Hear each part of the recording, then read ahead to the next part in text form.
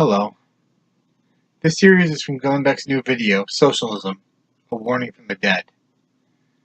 It's from my experience of a countless socialist mobile gulag. Also, it's kind of a mixture of the two. You'll have his videos in there. Then you have some of my commentary, and trying to people understand what I went through and what the new experiences may be if someone else ends up going through the same thing later on. There also might be some repetition in these videos in the series. I don't know how many videos will be in the series, but if there is repetition, I'm sorry. This is a stream of consciousness. It's just how I feel when I watch these particular parts of the video and how it made me feel. And thank you for clicking on this video.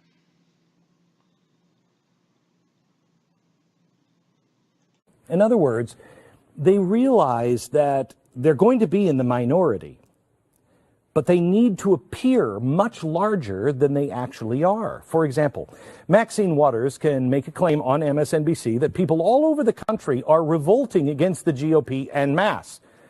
But if they can get, I don't know, let's say a YouTube video of people harassing Ted Cruz and his wife in a restaurant, if they can get that to go viral, or let's say Antifa, a squad camping out at Tucker Carlson's house.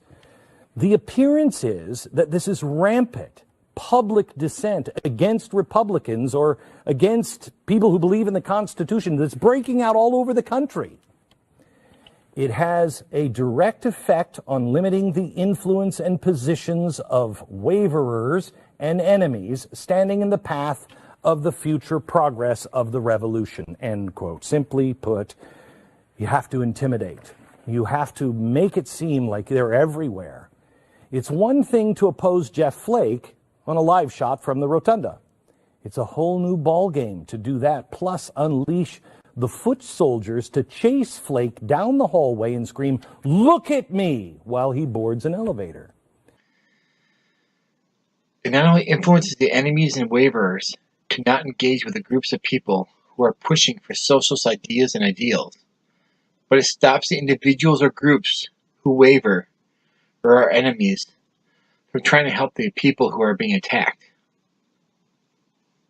This psychology goes back to the Stanford prison experiment, where the good guards left the prisoners to suffer but wouldn't help with the torment or the attacking of the prisoners. But they also wouldn't make sure the prisoners are safe or protect them against the guards. But Glenn is right about his judgment. He is talking about a global or overall attack where the whole society is involved. On a personal level, the attack can be more a sadistic experience. Isolation of the wickedness and sadism is the key to the winning with less people. So they need less numbers if they can be really sadistic, if they can really isolate their targets. If the person can be isolated completely, the socialists will need less numbers for less instances of harassment and less instances of shame to prove their power and to break the person. And every single person will have to do a little less because they'll only be attacking one person, and they'll kind of take pieces of him. They'll kind of take pieces off of him, little at a time. So like chipping away at granite. Eventually, there'll be no granite left. They also will hide their numbers, hide the more severe and sadistic attackers within these small groups, and use uninformed people as unintended foot soldiers that act unknowingly for their own destruction. They will try to hide the more sadistic and severe attacks within the mobile gulag by trying to hide the attackers themselves. This forces the mobile gulag to have their normal people, or let's say people that seem more normal, who are on the outskirts or not involved in the real violent attacks, kind of chime in. In a groupthink way, they are believed without question because so many people are saying, "No, we didn't do that." And the person it being done to, the isolated target, is the only person telling the truth. But he looks like a liar because there's so many people who believe the lie that now the lie is the truth and the truth is actually the lie. This makes a lie and any attack easily defended from the truth. And a few deflections from the truth are easily done. They deserve to have their taken away. Look what they said.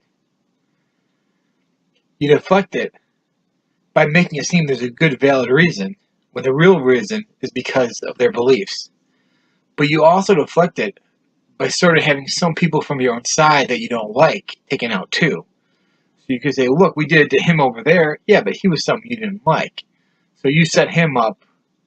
So you set all the people you don't like up, but not only one side. So they'll actually hurt their own side in ways too, but purposely make sure the people that are on their side, that are their friends, will be protected.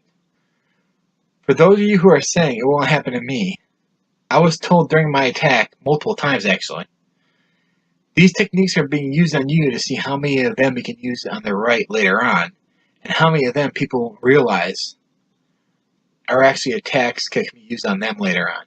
So I was said this multiple times in multiple ways. It was only said by one or two people though, if I remember correctly. Not a lot of people understood this when I was first being attacked. So I really believe most of the people who attacked me didn't realize the political implications of this attack. Eventually, the left will get brazen enough to spit and throw up in your food. And then they will cook and the waiter or waitress will smile at you, knowing they can get away with it because of who you are. Now, they might do this in front of you to mentally fool with you and hurt you, or they might do it away from you to mentally feel like they have power over you and you deserve what you get. It's sort of a game that they play in their own head. And that will make you feel you deserve it later on if it actually happens to you enough times. You'll feel like maybe it's me. It's a way to break your self-importance or who you are as a person. Will you go out, eat again if that happens? Will you feel human anymore after many examples? I'm not saying in my situation it actually happened that a cook threw up or spit in my food prepared for me. But I can honestly say that a person preparing a meal for me did so. I believe this socialist world will eventually be considered normal if you have been targeted, because remember, the targets are the people who deserve to be targeted, and the targeters have honor and believe deserve to be targeting people. So you kind of create this hierarchy, or what was that attack? What was that 1950s thing? I forgot the name of it. It was a big study about how people allow other people to get tortured.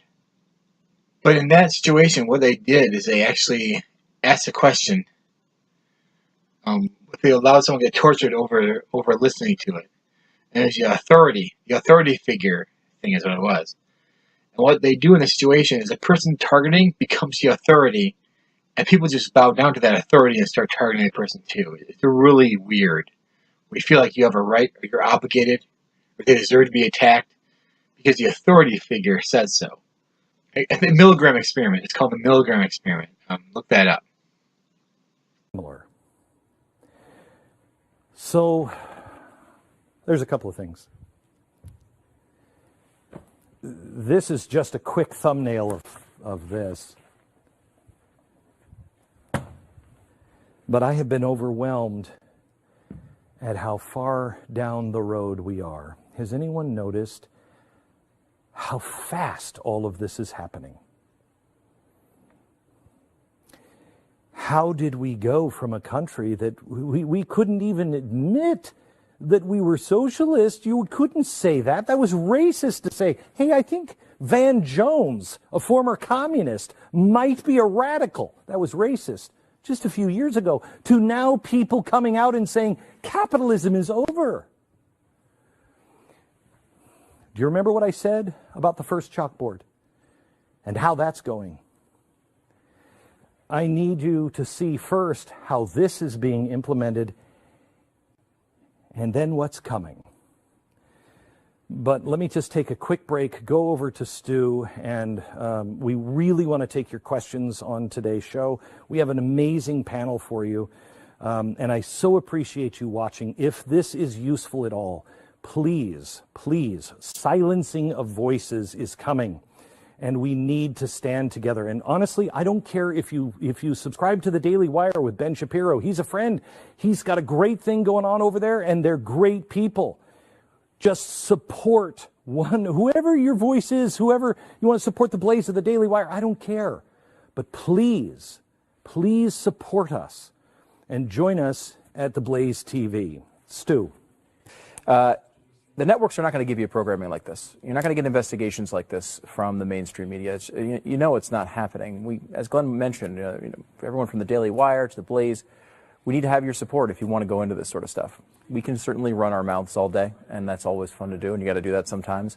But to really go in depth on something like this, that's not going to be a sexy, clickbaity headline. You really need to have the resources to do it, and this is all you. You guys have made this happen so far, and we want to do more of this stuff. So we really ask you to come on board, and if you can subscribe, I think you should. I mean, I think it's a great value anyway. You got great shows like Steven Crowder and Mark Levin and Eric Bolling and Ali and everybody here, which is great. Chad Prather, Graham Allen. There's a million of them. So that's great right on its surface, but it's also, we're talking about a community. It's a movement. It's really a machine to push back against what the mainstream media is telling people, trying to get the truth out there, trying to push back and actually show people what is actually going on, not only with history, but present and also the future. If you can subscribe, we'd love you to. Go to blazetv.com/Glenn, blazetv.com/Glenn. Use the promo code GB20OFF, GB20OFF. That'll get you $20 off the subscription. We'd love for you to join. If you can't join, if it's not the right thing for you right now, that's totally cool. We understand. If you could subscribe to the YouTube page, of course, that's free. We're going to be posting stuff there. Share this video, like it, help spread the word, because if people can find out about this and find out about the truth, it's really going to be something that really the only way that we can change this and stop it from happening. We're also going to be doing a question and answer thing coming up with Glenn in just a few minutes. You're going to want to